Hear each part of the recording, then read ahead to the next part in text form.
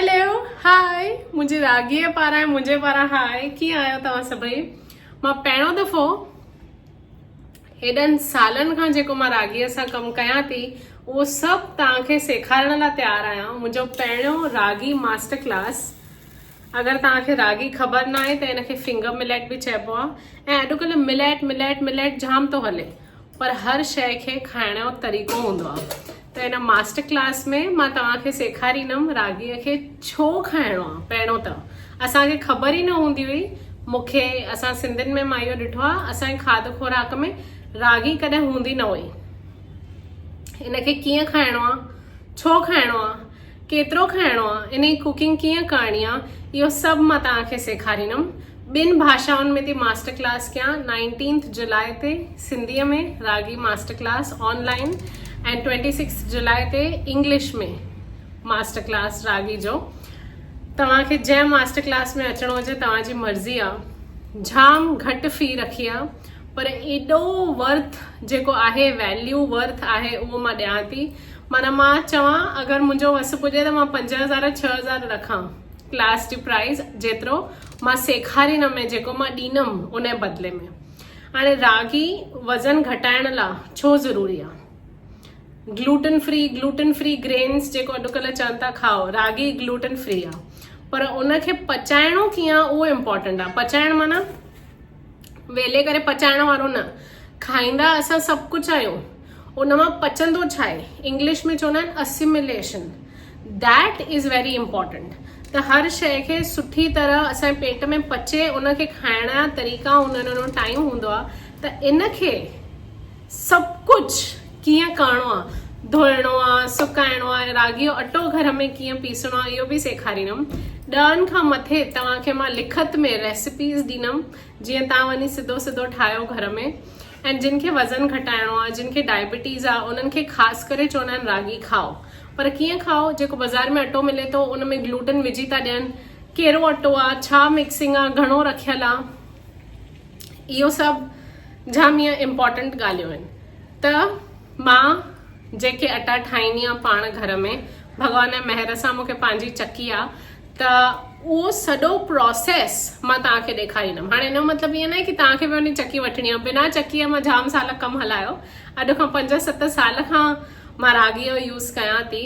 ऐं रागीअ जा जेके लड्डू थींदा आहिनि, रागीअ जा जेके क्रैकर्स थींदा आहिनि, जेके मुंहिंजा एब्सोल्यूट बेस्ट सेलर्स आहिनि, जेके मां ठाहे विकिणंदी आहियां, एज़ अ बोनस उन्हनि ते बि मां डिस्काउंट ॾींदमि फॉर द मास्टर क्लास पीपल।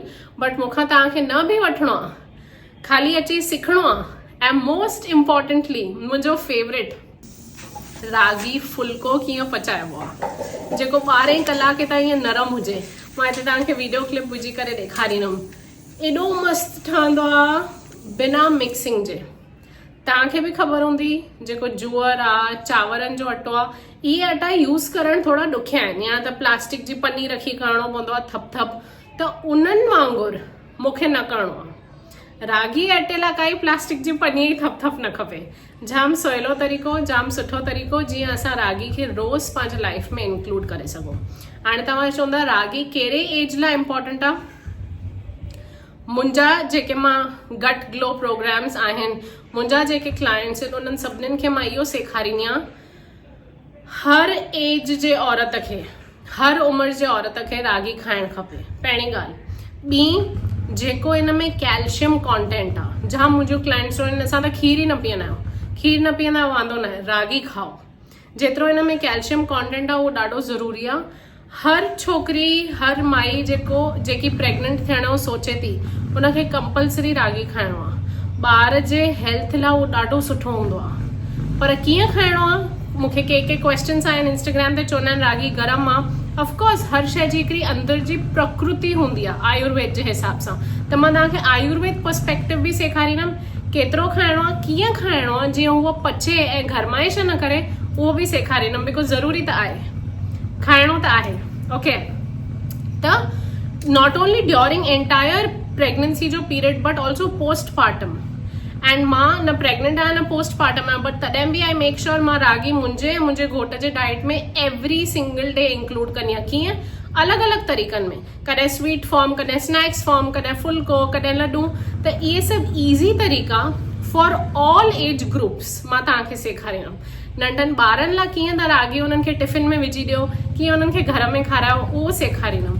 असां लाइ जिन खे रोज़ डुकूं पाइणियूं आहिनि, कमु करिणो आहे, उन्हनि लाइ, मर्दनि लाइ, वॾनि सीनियर सिटीज़न्स लाइ, सभिनी एज ग्रुप्स लाइ मां सेखारींदमि.